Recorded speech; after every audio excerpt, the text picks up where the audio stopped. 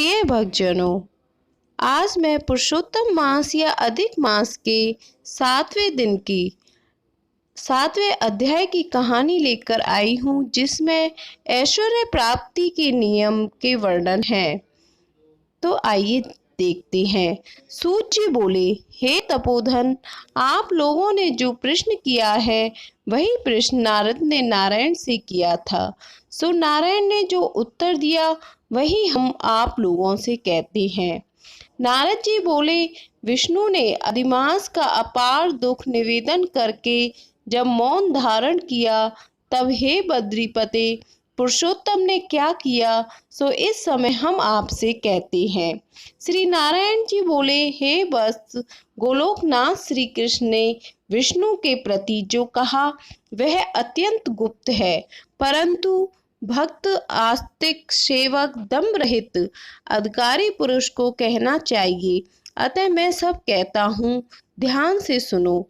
यह आख्यान सत्कीर्ति, पुण्य, यश, पुत्र का दाता, राजा को वश में करने वाला है और दरिद्रता को नाश करने वाला एवं बड़े पुण्यों से सुनने को मिलता है। जिस प्रकार इसको सुने उसी प्रकार अनन्य भक्ति से सुने हुए कर्मों को भी करना चाहिए। श्री पुरुषोत्तम बोले, हे विष्णु, आपने बड़ा अच्छा किया जो मल मास को लेकर यहाँ आए। इससे आप लोग में कीर्ति पावेगी। आपने जिसका उद्धार स्वीकार किया उसको हमने भी स्वीकार किया, ऐसा समझो। अतः इसके हम अपने समान सर्वोपरि करेंगे। गुणों से, कीर्ति के अनुभव से, षड ऐश्वर्य से, पराक्रम से, भक्तों को वर देने से और जो भी मेरे गुण हैं उनमें से पुरुषोत्तम जैसे लोक में प्रसिद्ध है, वैसे यह मलमास भी लोकों में पुरुषोत्तम करके प्रसिद्ध होगा। मेरे में जितने गुण हैं वे सब आज से मैंने इसे दे दिए।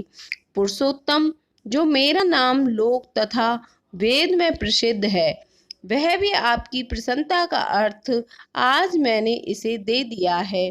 तो हे मधुसूदन, आज से मैं इस अधिमास का स्वामी भी हुआ। इसके पुरुषोत्तम से, इस नाम से सब जगत पवित्र होगा। मेरी समानता पाकर यह अधिमास सब मासों का राजा होगा। यह अधिमास जगत पूज्य एवं जगत से वंदना करवाने के योग्य होगा। इसकी पूजा और व्रत जो करेंगे उनके दुख और दारिद्र्यता का नाश होगा। चैत्र आदि सब मास सकाम हैं, इसको हमने निष्काम किया है। इसको हमने अपने समान समस्त प्राणियों को मोक्ष देने वाला बनाया है। जो प्राणी सकाम अथवा निष्काम होकर अधिमास का पूजन करेगा, वह अपने सब कर्मों को भस्म कर निश्चय ही मुझको प्राप्त होगा। जिस परम पद प्राप्ति के लिए बड़े भाग्य वाले यति, ब्रह्मचारी लोग तप करते हैं और महात्मा लोग निराहार व्रत करते हैं एवं दृढ़ व्रत लोग फल, पत्ता, वायु भक्षण करते रहते हैं और काम क्रोध रहित जितेंद्रिय रहते हैं, वे और वर्षा काल में मैदान में रहने वाले, जाड़े में शीत, गर्मी में धूप सहन करने वाले मेरे पद के लिए यत्न करते रहते हैं। हे गरुण ध्वज, तब भी मेरे अव्यय परम पद को प्राप्त नहीं होते हैं, परंतु पुरुषोत्तम के भक्त एक मास के ही व्रत से बिना परिश्रम, जरा, मृत्यु रहित उस परम पद को प्राप्त होते हैं। यह अधिमास व्रत संपूर्ण साधनों में श्रेष्ठ साधन है और समस्त कामनाओं के फल की सिद्धि को देने वाला है। तो पुरुषोत्तम मास का व्रत सबको करना चाहिए।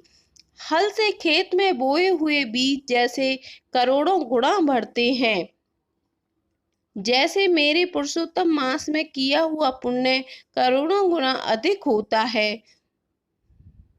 कोई चातुर्मास यज्ञ आदि करने से स्वर्ग में जाते हैं, वह भी भोगों को भोगकर पृथ्वी पर आते हैं, परंतु जो पुरुष आदर से विधि पूर्वक अधिमास का व्रत करता है, वह अपने समस्त कुल का उद्धार कर मेरे में मिल जाता है। इसमें कोई भी संशय नहीं है। हमको प्राप्त होकर प्राणी पुनः जन्म मृत्यु भय से युक्त एवं आदि व्याधि और जरा से ग्रस्त संसार में फिर नहीं आता, जहाँ जाकर फिर पतन नहीं होता, सो मेरा परम धाम है।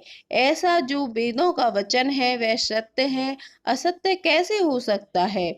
यह अधिमास और इसका स्वामी मैं ही हूँ, मैंने ही इसे बनाया है। और पुरुषोत्तम, यह जो मेरा नाम है सो भी मैंने इसे दे दिया है। तो अतः इसके भक्तों की मुझे दिन रात चिंता बनी रहती है।